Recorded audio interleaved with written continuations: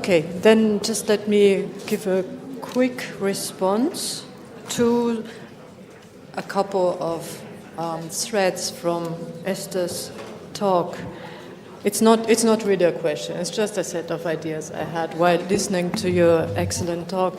And I was reminded of a person who has become a good friend of mine because every time I come to Torino, he intercepts me at the airport and questions me.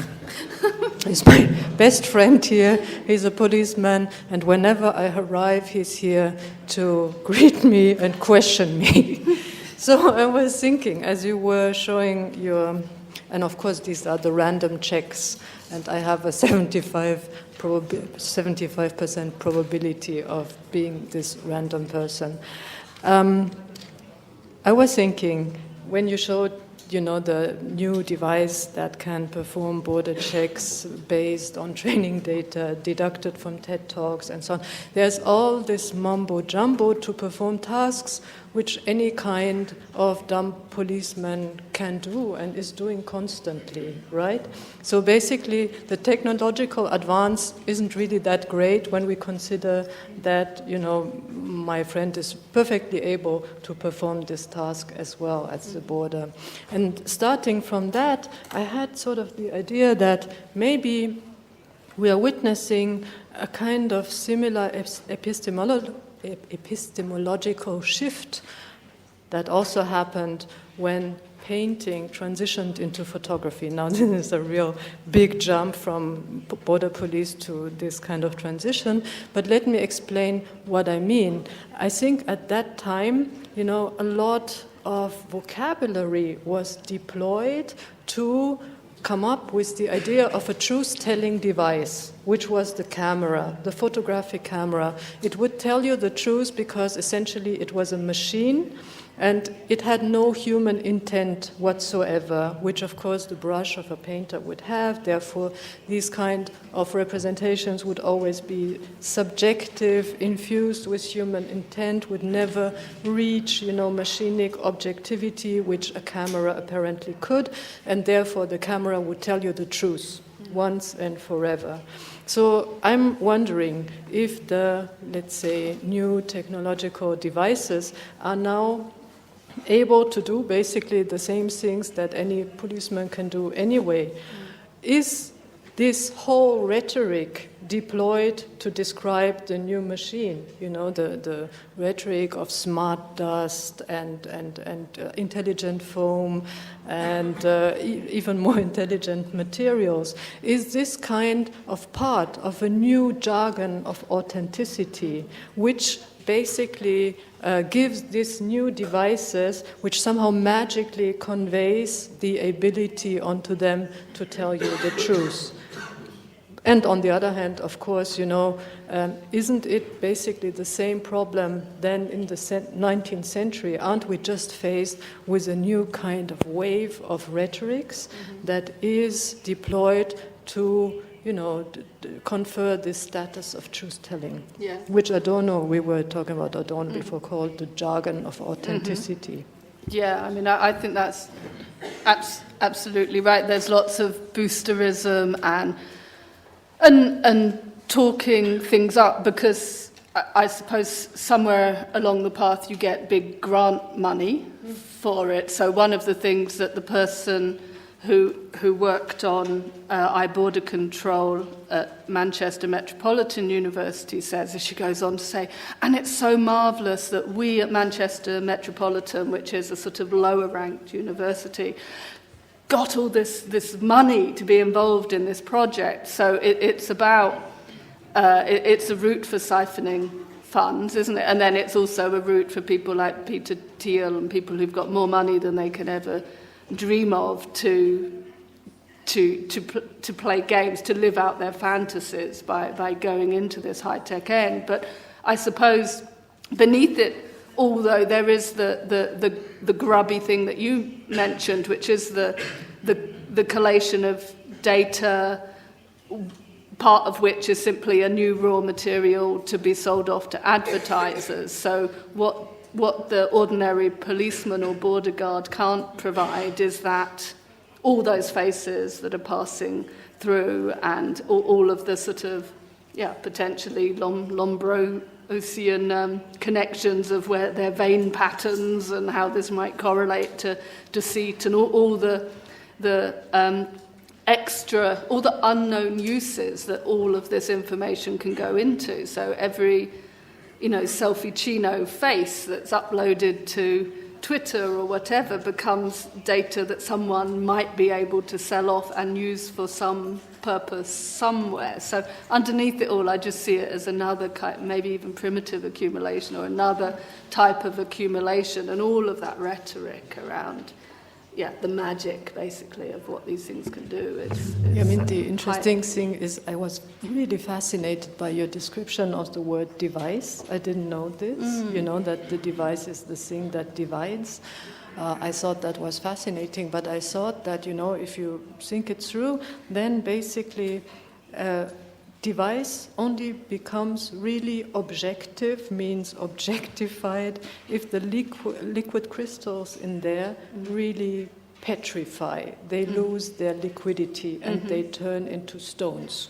So then the device is an object, just nothing but an object, but then it also doesn't work anymore and loses its divisiveness. I think that would be an interesting idea, to have this kind of electromagnetic flash that would petrify suddenly all the liquid crystals. And you get that work, don't you? The super objectivity flash. Yeah. Yes. And there's those weird rituals. Is it Martin House and Jonathan Kemp who do this sort of decrystallizing the crystal? They take the materials out in an almost sort of ritualistic act of a kind of liberation or repurposing that.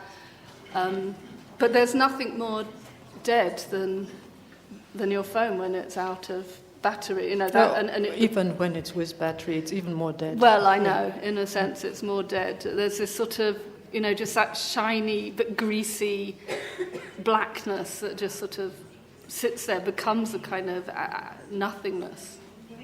So there was some time for you to think about questions. I gave you time. Now I expect at least one question. Anything else would be impolite.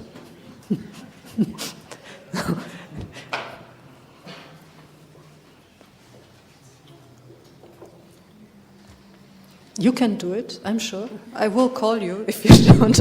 I know there's a lot of students. So. Come on. Everyone tries to avoid my gaze very studiously. The corners of the room are very, very interesting. Yes, thank you. Etymology is interesting though, because it might be related to the face also. Wait. Ciao, grazie. Posso farla in italiano? È un problema? Cioè, avete le cuffie? Oh, I forgot. I left my one on the floor.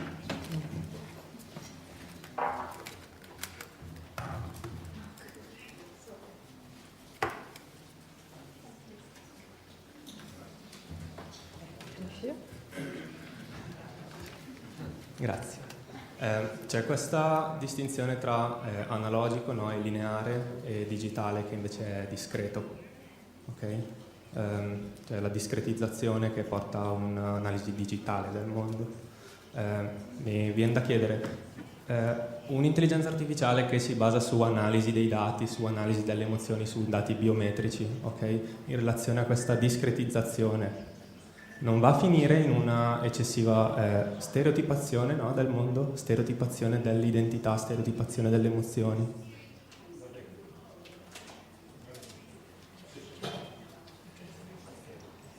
Who is the question addressed to?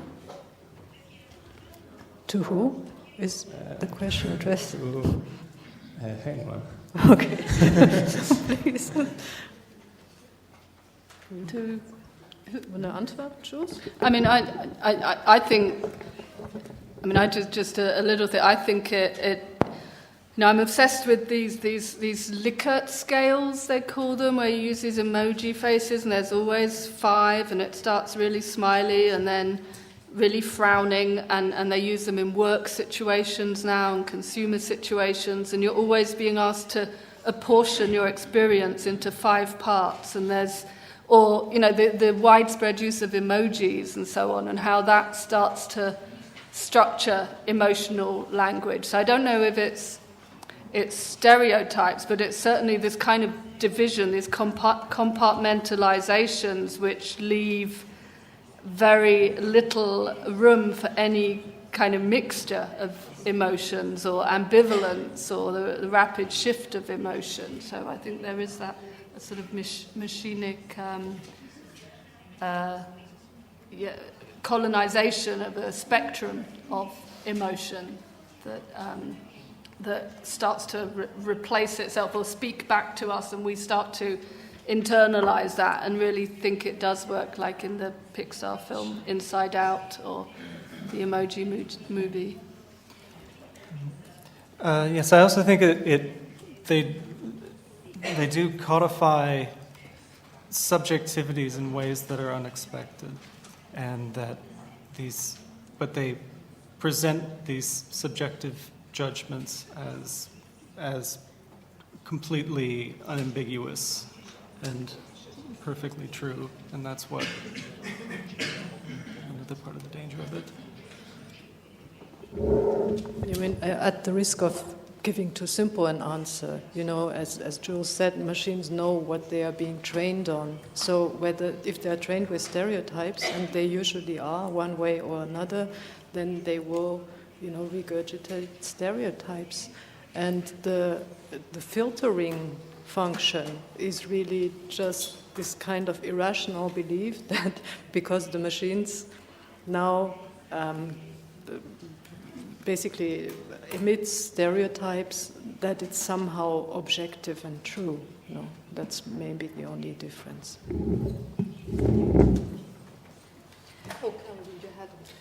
Just a comment.